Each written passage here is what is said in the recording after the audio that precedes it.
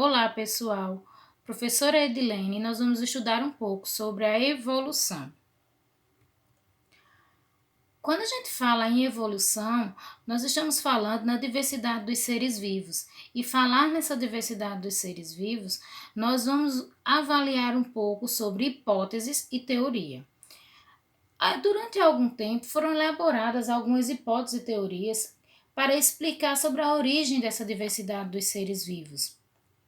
E o que são hipóteses? Hipóteses são proposições iniciais e explicação, e a teoria é o conhecimento temático dessa fundamentado.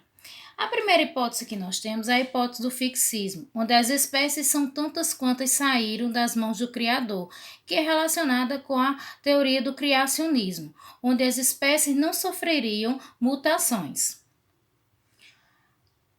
Avaliando essa hipótese, nós tivemos quem? A teoria da evolução, que foram os cientistas onde eles, no início do século XX, eles começaram a questionar essa imutabilidade. E por inúmeras evidências, entre elas dos fósseis. Daí surgiu então a teoria de Lamarck, onde ele dividiu sua teoria em duas leis, na lei do uso e do desuso e na lei dos caracteres adquiridos. A lei do uso e do desuso, ela mostra o quê?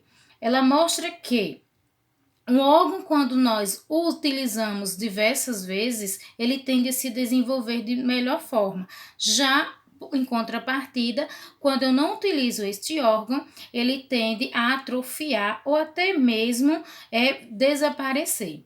A lei dos caracteres adquiridos, ela fala sobre as alterações provocadas em um órgão pelo seu uso ou desuso que são transmitidas aos seus descendentes. Quando nós avaliamos essa imagem das girafas, nós vimos o quê? Que as primeiras gerações, elas têm pescoços menores, mas a necessidade de buscar alimentos mais altos, esse pescoço vai aumentando. E segundo Lamarck, essa característica ela seria herdada pelos seus descendentes. A segunda teoria que nós temos é a teoria de Darwin. Lamarck foi muito importante quando ele falou principalmente sobre a teoria, sobre as girafas, mas ele cometeu um grave equívoco ao afirmar que os caracteres adquiridos são hereditários. Além disso, os órgãos não respondem à lei do uso e do desuso, como nós sabemos. Mas Lamarck foi de extrema importância para a teoria da evolução. A segunda teoria que nós temos é a teoria de Darwin, onde Darwin, em seu cruzeiro, ele avaliou a flora e a fauna de várias espécies, de vários locais, e, em especial, ele analisou os tentilhões, onde ele viu que eles apresentavam bicos diferenciados e que esses bicos eles eram apropriados conforme a sua alimentação. Mesmo sendo a mesma espécie, eles apresentavam esses bicos diferenciados.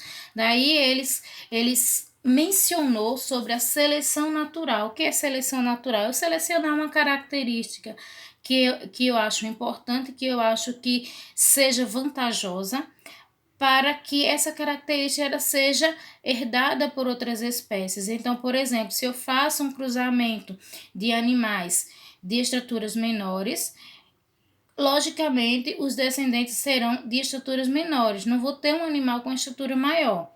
Já na segunda lei que ele cita é a adaptação, ou seja, os seres eles teriam uma capacidade de adaptação aos seus locais e à sua alimentação. Aqueles que maiores se adaptarem, eles teriam maior capacidade de vida, e os que não se adaptarem teriam menos chances de sobrevivência.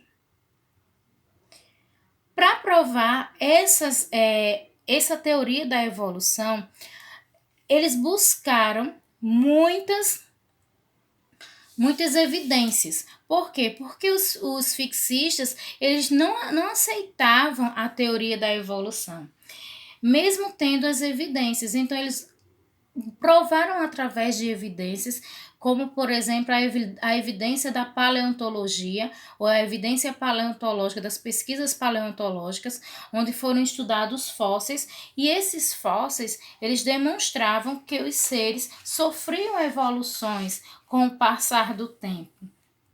Temos também como evidência a embriologia comparada, onde ele mostra que diferentes vertebrados apresentam grande semelhança de padrão no desenvolvimento inicial, como nós podemos ver na imagem. E que essa semelhança ela vai sendo perdida com o desenvolvimento desses seres, mas que de início eles têm uma grande semelhança. Já a anatomia comparada, ela está dividida em algumas partes. O que é essa anatomia comparada? É a semelhança anatômica que esses seres apresentam. Então, na analogia, são aqueles seres que apresentam diferentes origens embrionárias, mas que têm a mesma função. Por exemplo, as asas. Você tem diferentes espécies, mas em todos ela tem a mesma função, tem formatos diferentes, mas em todos tem a mesma função.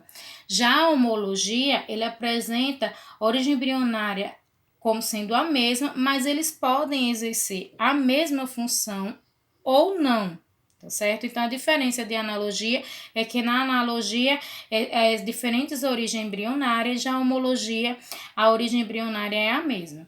Os órgãos vestigiais são alguns órgãos que, com o passar do tempo, esses órgãos eles vão perdendo a sua importância.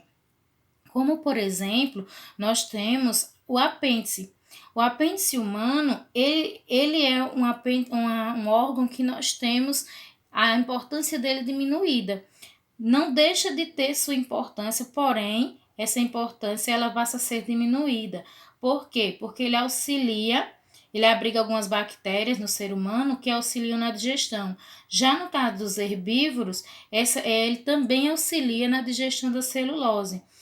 Para os herbívoros, ele é bem mais importante do que para nós, seres humanos, mas ele não deixa de ter sua importância. Ele apenas perde um pouco sobre a sua função.